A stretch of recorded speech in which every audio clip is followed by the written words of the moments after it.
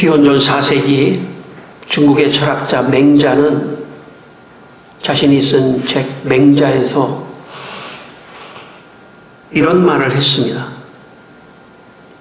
힘으로 즉 사랑을 가장하는 자는 패왕 노릇을 하는 자이니 패왕 노릇하는 자는 반드시 큰 나라를 소유해야 하나 덕으로 인을 행하는 자는 왕 노릇하는 자이니 왕 노릇을 하는 자는 반드시 큰 나라를 기다리지는 않는다. 힘으로 남을 복종시키는 자는 남이 진심으로 복종하는 것이 아니라 힘이 부족하기 때문이다. 덕으로 남을 복종시키는 자는 남이 마음속으로 기뻐하며 진실로 복종하는 것이니 70명 제자가 공자에게 복종하는 것과 같은 것이다. 공자의 사상적 스승인, 공자의 사상적 제자인 맹자는 공자같이 힘으로 남을 복종시키는 자가 아니라 덕으로 남을 복종시키는 자는 남이 마음속으로 기뻐하며 진실로 복종을 한다고 그렇게 말을 했습니다. 공자는 아주 훌륭한 덕을 가지고 있었기 때문에 많은 제자들이 공자를 따르고 복종했습니다. 그러나 공자의 덕이 아무리 훌륭하다고 하더라도 공자는 제자들을 위하여 자기 목숨을 내놓지는 않았습니다. 우리의 스승 예수님은 우리의 죄를 위하여 스스로 자기의 목숨을 내놓으신 그런 분이십니다. 예수님은 모든 덕이 있지만 그 중에 가장 자기의 중요한 자기의 목숨을 내놓는 희생의 덕을 우리에게 보여주셨습니다. 공자의 덕이 훌륭하지만 예수님의 덕이 바른 생활이나 또 그리고 훌륭한 교훈의 덕을 넘어서 다른 사람을 위하여 대속의 제물로 드리신 희생의 덕을 예수님이 우리에게 보여주셨습니다. 마가복음 10장 45절에 인자가 온 것은 섬김을 받으려 함이 아니라 도리어 섬기려 하고 자기 목숨을 많은 사람들의 대속물로 주려 함이라고 말씀했습니다. 그래서 제자들이 처음에 예수님을 따를 때는 구약에 있는 예언자가 아닐까라고 생각했습니다. 그리고 조금 지나서는 랍비가 아닐까라고 생각하기도 했습니다. 그러나 시간이 지나면서 예수님이 십자가에서 우리의 죄를 위하여 피 흘리시고 부활하신 것을 보고 예수님은 하나님이시구나. 그리고 예수님의 덕은 보통 인간의 덕과는 비교할 수 없는 놀라운 덕을 가지고 계시구나 라고 생각하고 그리고 예수님이 말씀하신 말씀을 순종하고 복종하고 따랐던 것이며 심지어는 자기의 목숨까지 드리며 순교하기까지 예수님을 따르는 그런 제자들의 모습을 볼 수가 있습니다. 여러분 이 시간 오늘 우리 모두가 예수님이 우리를 위하여 희생의 덕을 보여주신 것을 마음에 믿고 예수님이 말씀하신 말씀을 복종하며 제자들과 같이 따르겠다고 하는 마음이 여러분의 마음에 있게 되시기를 주의 이름으로 축원합니다. 오늘 본문 16절 17절 말씀을 다시 한번 읽겠습니다. 오늘 마태복음 28장 16절 17절 말씀입니다. 같이 한번 읽겠습니다. 11 제자가 갈릴리에 가서 예수께서 지시하신 산에 이르러 예수를 배웠고 경배하나 아직도 의심하는 사람들이 있더라. 우리가 계속해서 우리 부활절 이후에 계속해서 말씀을 보고 있습니다만은 여러분 예수님께서 부활하신 다음에 여자들에게 어떤 말씀을 하셨냐면 갈릴리에 가서 갈릴리에서 제자들과 만나자라고 말씀을 하셨습니다. 갈릴리에서 만나자. 그래서 제자들이 11 제자들이 갈릴리로 갔습니다. 그리고 갈릴리에서 제자들이 예수님을 만났습니다. 그래서 산에서 부활하신 예수님을 뵙고 경배했습니다. 근데 여기 참 솔직한 내용이 있죠. 그 중에서는 정말 예수님이 부활하셨나? 아직도 의심하는 사람도 있었습니다. 물론 11 제자 가운데 뭐 일시적인 것이었겠지만 의심하는 사람도 있었습니다. 여러분, 예수님은 제가 말씀드렸습니다만 예수님은 이 땅에 오셔서 공생애를 사시면서 훌륭한 말씀을 많이 하셨습니다. 훌륭한 말씀을 많이 하셨을 때 제자들은 생각할 때 예수님은 랍비구나. 그리고 병자를 고치고 또 귀신 들린 자를 고쳤을 때 예수님은 예언자시구나 하는 생각도 했습니다. 그리고 조금 더 지나서 예수님이 십자가에서 돌아가시고 부활하신 모습을 보고 예수님은 예언자를 넘어 랍비를 넘어 예수님은 하나님이시구나 하는 것을 제자들이 알게 됐습니다. 그래서 이제 부활의 주님을 갈릴리 산에서 만나게 되었습니다. 제가 연세대학교에서 대학원을 구약 석사를 할 때 저를 지도해 주신 교수님이 지금은 돌아가셨지만 김찬국 교수님이라고 하는 교수님이 저를 지도해 주셨습니다. 김찬국 교수님은 신학과 교수님이셨지만 연세대학교의 모든 학생들이 김찬국 교수님을 존경했습니다. 왜냐하면 유신 독재 시절에 연세대학교에 탱크가 들어와서 학교를 점령하려고 하는 그 순간에 다른 사람들은 다 탱크가 교문을 들어오는데 누가 그 탱크를 막아설 수 있겠습니까? 그 탱크에 막아섰다가는 탱크에 깔려서 죽을 수도 있는데 그런 무시무시한 시대에 김창국 교수님이 교문 앞에 나가서 탱크 앞에 들어 누웠으면 그리고 나를 죽이고 가라. 그래서 결국은 그 탱크가 그 김창국 교수님을 지나가지 못하고 다시 돌아서 나갔습니다.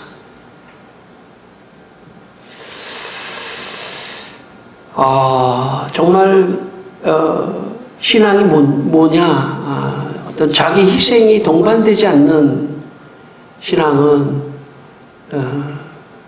어쩌면 좀 부족한 신앙이라고 볼 수 있습니다. 자기의 희생. 그래서 예수님을 존경하는 겁니다. 예수님이 말씀만 했다면 그건 바리새인이죠. 마태복음 23장 바리새인은 말만 하고 행하지 않는 게 바리새인입니다.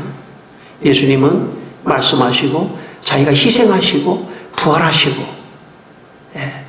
그래서 이 김창국 교수님을 모두가 존경하는데 제가 구약 시간에 김창국 교수님 수업을 들었는데 사실 수업 내용보다는 그분과 현장에 같이 있다는 것 자체가 감동적이고 기쁨이더라고요. 근데 그 교수님이 기말에 숙제를 내주셨는데 그 숙제는 논문을 하나 써내는 겁니다. 간단한 페이퍼를 하나 에세이를 내는 겁니다. 근데 제가 공부할 당시에는 원고지 200장 원고지에다가 그 숙제를 논문을 썼습니다.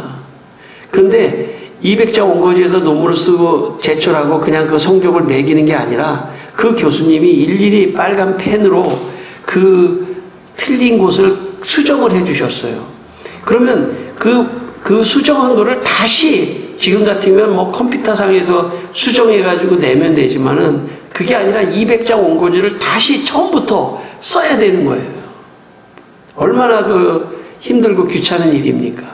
그래서 200장 원고지에다가 또 또 쓰고, 그래서 이제 제출하면 교수님이 또 체크를 해가지고 하면 또 갖다 내고, 이렇게 하다 보면 어느덧 방학이 다 끝나는 그런 일이 있었습니다.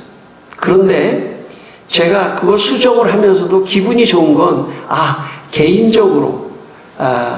개인적으로 교수님의 방에 가서 개인적으로 그 지도를 받는, 그게 흐뭇하더라고요. 왜냐? 존경하기 때문에.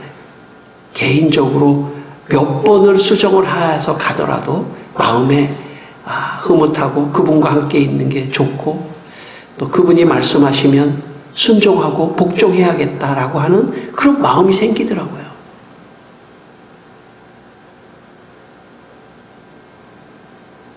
오늘 본문 19절을 읽겠습니다. 오늘 본문 마태복음 28장 19절입니다. 같이 한번 읽겠습니다. 그러므로 너희는 가서 모든 민족을 제자로 삼아 아버지와 아들과 성령의 이름으로 세례를 베풀고. 여러분, 예수님의 제자들 12명 중에 학자들의 연구에 의하면 가룟 유다만 아마도 도시 출신이었을 것이다 라고 추정합니다. 그래서 가룟 유다가 계산이 빨랐는지도 몰라요. 이렇게 나가다가는 예수님이 나라를 재건하고 무엇인가 하는 게 할 것 같지 않다. 그래서 아예 배반을 해버리고 예수님을 십자가에 못 박도록 그 배반한 사람이 가룟 유다. 그 사람 한 사람을 제외하고 11사람이 갈릴리에 모였을 때 그 11사람은 대개 갈릴리 그 호수에서, 갈릴리 바다에서 고기를 잡던 어부였습니다.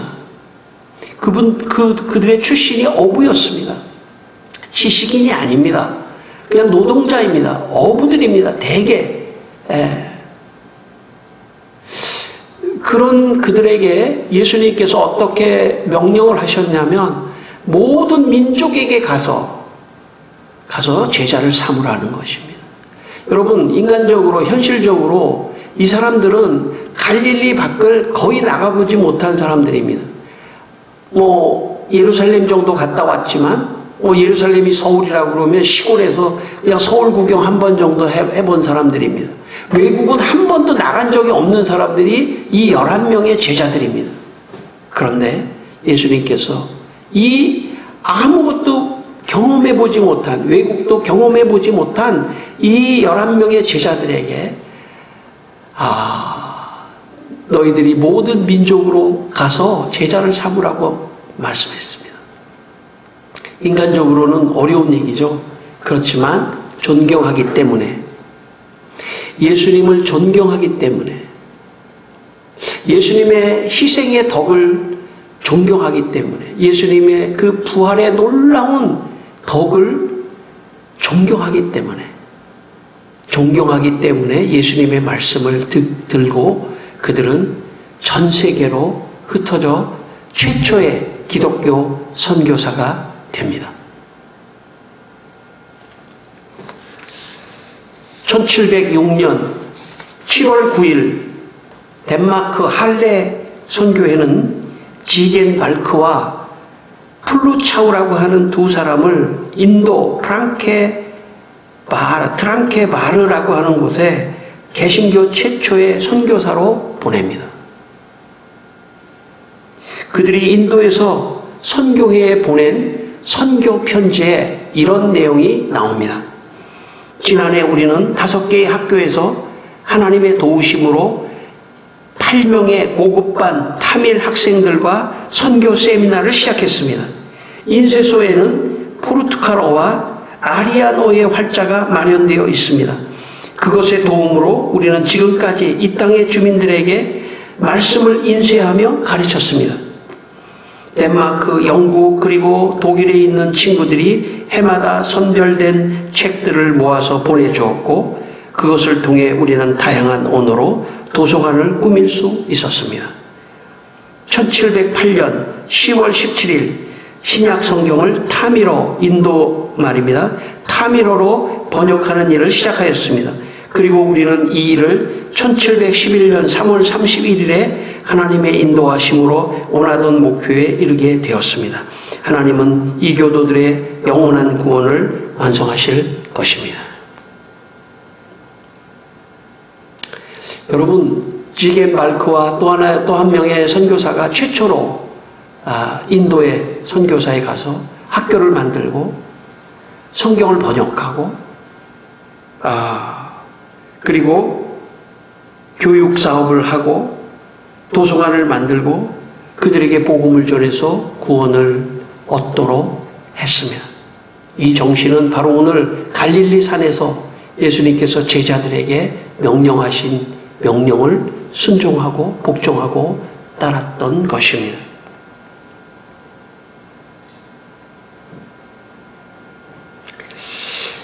여러분, 교회는 어떤 곳인가?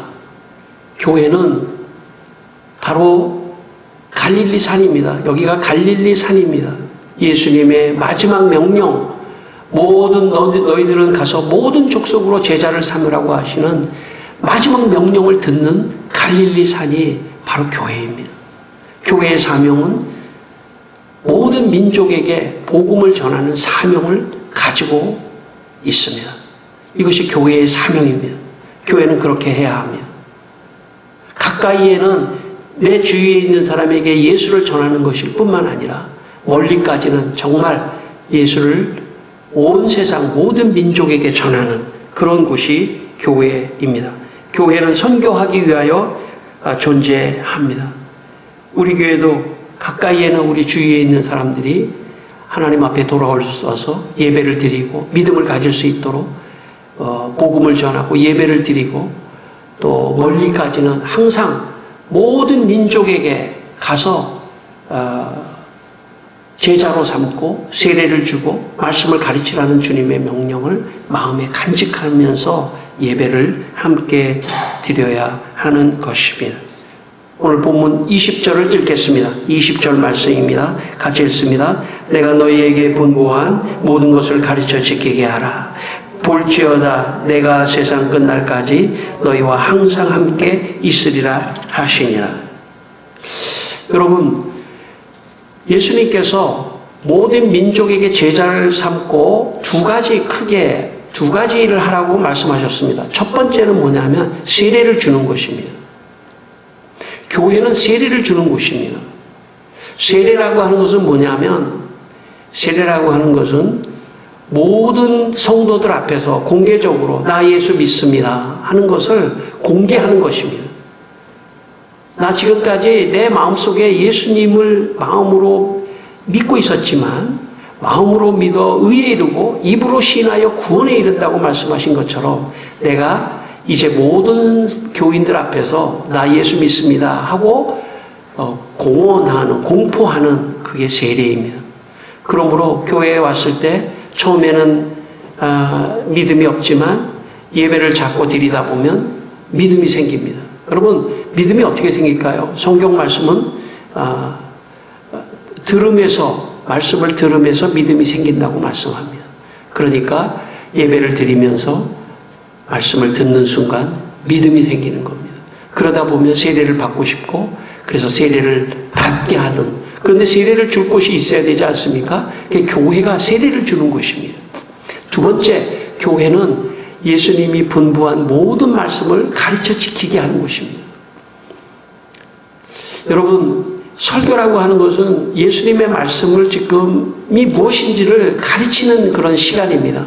그래서 이 말씀을 우리가 잘 배우고 또 우리가 때로는 성경을 공부하는 성경 공부 모임을 통해서도 배울 수 있고 또 우리가 큐티를 통해서도 암송을 통해서도 또 성경을 개인적으로 읽는 걸 통해서도 예수님의 말씀, 성경의 말씀을 무엇인지를 배우는, 분부한 것을 배우는 그런 기회를 제공하고 그런 것들을 강조하고 그런 것들을 이렇게 소개하면서 신앙의 성장을 시킬 수 있는 그런 곳이 교회입니다. 그런데 예수님이 분부한 가장 최종적인 마지막 분부는 뭐냐면 모든 민족으로 가서 제자를 삼으라는 것입니다. 그러니까 내가 성경 공부하고 설교의 말씀을 듣고 할 때 많은 예수님이 분부한 것을 우리가 배우지만 그 분부한 모든 것의 최종적인 것은 모든 민족에게 가서 제자를 삼으라고 하는 것입니다. 그래서 교회에 와서 있지만 우리의 마음속은 온 세계를 마음에 품으며 예배를 드려야 합니다. 그리고 온 세계를 마음에 품을 뿐만 아니라 그 가운데 예수 믿지 않는 사람들, 하나님 믿지 않는 사람들을 위해서 마음으로 기도하며 예배를 드리고 함께 품어나가는 것이 교회인 것입니다. 여러분, 교회 안에서 마지막 주님이 분부한 오늘 모든 민족으로 제자를 삼으라는 예수님의 마지막 분부를 기억하는 시간이 되시기를 바랍니다. 18세기 독일의 진젤도르프라고 하는 사람이 어려서 할레 초등학교, 중고등학교, 할레 대학을 다녔습니다. 그리고 그 할레 대학을 다니면서 최초로 인도의 선교사로 갔던 지겐 발크, 제가 말씀드렸죠? 지겐 발크보다 한 20여 년 차이가 나는 이 진젤도르프가 학교를 다니며 어려서 바로 지겐 발크가 인도에서 선교 편지를 보낸 것을 학교에서 소개를 받아서 그것을 듣게 되었습니다. 진젤도르프는 어려서 청년 때 마음의 꿈을 가졌습니다. 나도 커서 세계 선교를 해야겠다 생각했습니다. 그리고 그는 1727년, 그러니까 1706년에 제겐 발크가 인도로 선교사로 갔을 후에 21년이 지난 1727년 진젤도르프는 체코 형제단이라고 하는 헤른후트 모라비안 공동체라고 하는 공동체를 만들게 됩니다. 그리고 그곳에서 세계를 향하여 선교사를 보내기 시작했습니다. 이 진젤도르프가 33년 동안 전 세계에 226명의 선교사를 파송합니다. 그리고 그들은 4개 대륙에 파송되어서 3,557명, 33년 동안 3,057명의 사람들에게 세례를 주는 그런 일이 있었습니다. 이 모라비안 공동체의 연대기가 있는데 그 연역에 이런 내용이 들어가 있습니다. 초창기에 약 200여 명의 정착민들이 헤른후트를 떠나서 4개 대륙의 선교사들이 되었다. 1732년 8월 21일 레온하르트 노버와 다비트 리치만은 서인도 제도로 첫 선교 여행을 떠났다. 12월 13일에 그들은 목적지에 도착한다. 관청은 그들이 노예가 되려는 원래의 뜻을 허락하지 않는다. 그래서 그들은 백인 농장 주인들 밑에서 일을 하면서 노예들과 접촉하는 길을 모색한다. 비인간적인 조건에서 살아가는 노예들과의 접촉을 최대한 가까이에서 노력하였다. 여러분, 모라비안 공동체의 도버와 다빗 리치만이라고 하는 이 선교사가 서인도 제도에 가가지고 관청에 자기 노예를 시켜달라고 그렇게 신청을 했습니다. 그랬더니 당신 노예는 안 된다. 백인이기 때문에 노예는 안 된다. 그러면 농장 주인 밑에서 일하게 해달라고. 왜냐하면 농장 주인 밑에서 노예들이 일을 하고 있었기 때문에. 심지어는 자기를 종으로 팔아서, 자기를 일꾼으로 팔아서, 노동자로 팔아서 선교하는 이런 정신을 보여주었습니다. 이것이 갈릴리 산에서 예수님이 명령하신 모든 민족에게 제자를 삼으라고 하는 이 정신을 이들이 이어받았던 것입니다. 여러분, 저는 우리가 신앙생활을 하면서 여러분 모두 부활하신 주님을 마음에 믿게 되기를 바랍니다. 그리고 그 부활하신 주님이 오늘 말씀하신 것처럼 너희는 가서 모든 민족으로 제자를 삼으라고 하는 이 말씀을 마음에 간직하고 내게 주신 말씀이라고 여러분 믿게 되기를 바랍니다. 여러분이 사회생활하고 여러분이 가정생활하고 여러분이 하는 모든 것에 사실은 목적은 가서 모든 민족으로 제자를 삼는 일에 함께 동참하는 것입니다. 여러분, 이 지겐발크와 진젤도르프의 모라비안 공동체 때문에 이것이 18세기인데 이 사건으로 인해서 개신교는 그동안에 선교를 좀 못하고 있었는데 이들의 자극으로 말미암아 개신교 전체에 세계 선교에 대한 붐이 일어났습니다. 그것이 19세기입니다.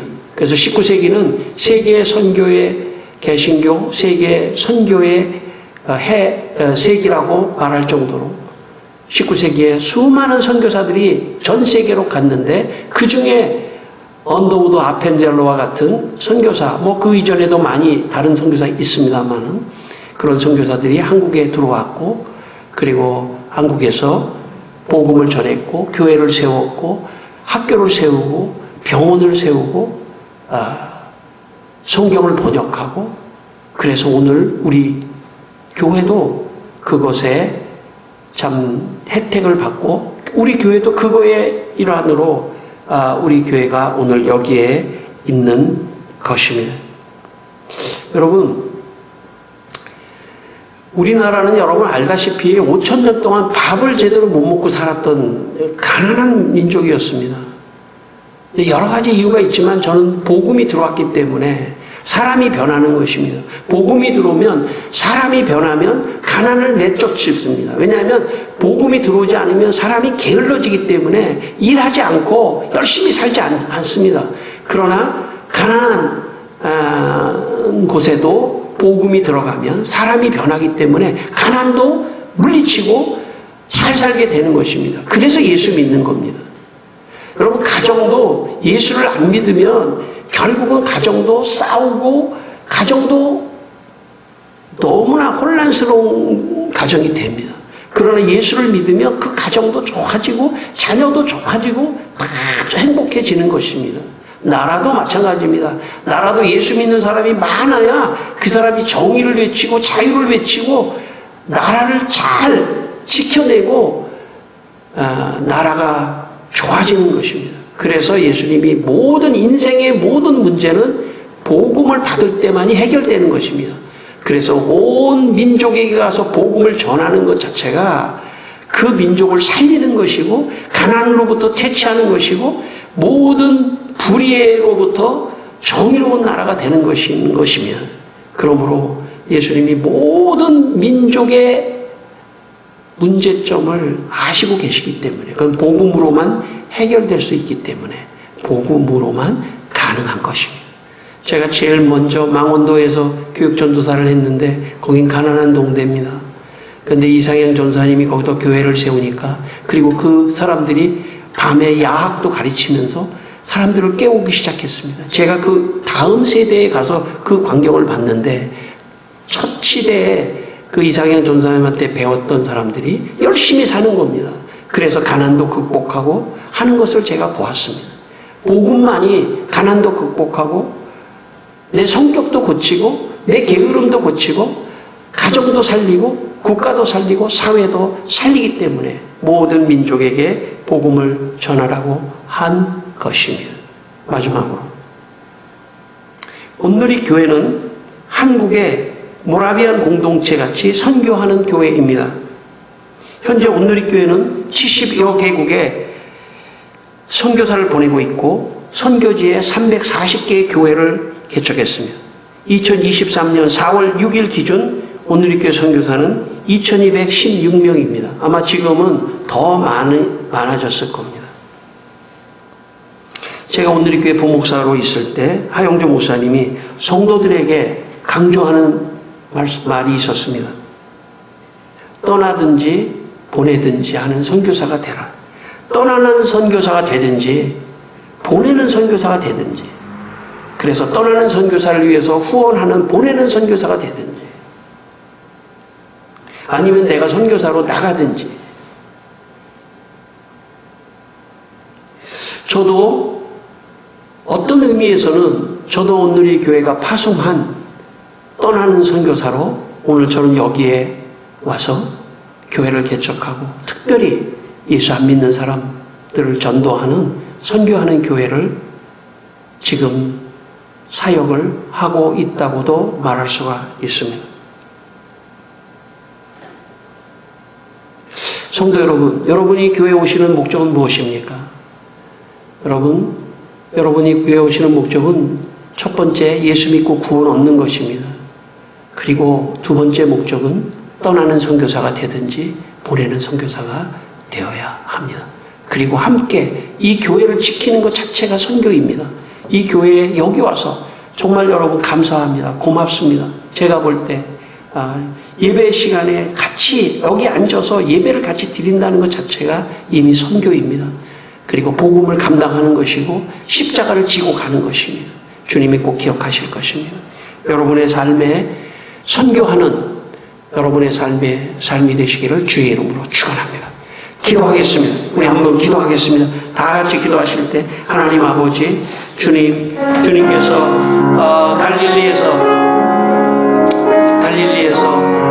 산에서 11제자에게 모든 민족에게 가서 제자를 삼으라고 하신 주님의 명령을 따라서 정말 해외에 한 번도 나가보지 못했던 11명의 제자들이 온 세계로 흩어져 선교사가 되어서 오늘 여기까지 우리까지 복음을 받게 되었습니다. 이제 우리 차례입니다. 우리도 여기 갈릴리 산에서 선교사로 떠나든지 아니면 선교사를 보내든지 또 그리고 이 교회를 지키는 것이 선교하는 것이고 이 자리를 지키는 것이 선교하는 것이라는 것을 마음에 간직하며 주님 사역하게 하시고 나만을 위하여 교회 오는 것이 아니라 주님을 위하여 선교를 위하여 교회 오게 하여 주시옵소서. 할렐루야. 오늘도 주님 이곳에 찾아나온 성도들을 축복하여 주시고 이들이 십자가를 지고 지금 선교하는 이 귀한 마음을 복 주시옵소서. 하나님 아버지, 이 시간 우리 성도들이 예수님이 주시는 세계 선교의 비전을 가지고 살아가게 하셔서 삶에 의미가 있고 희망이 생기고 행복하고 축복받는 성도들이 다 되게 하여 주시옵소서. 예수님의 이름으로 기도드리옵나이다. 아멘.